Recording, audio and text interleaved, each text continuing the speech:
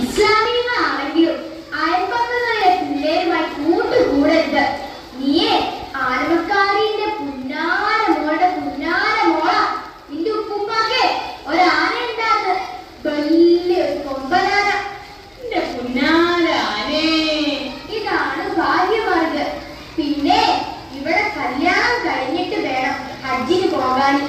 കല്യാണത്തിന് ഇവിടെ ബാപ്പാരെ പട്ട അഴിമക്കാരെ കൂട്ടക്കാരെ കൂടിയില്ലെങ്കിലും കുഞ്ഞിപ്പാത്തൂടെ കല്യാണം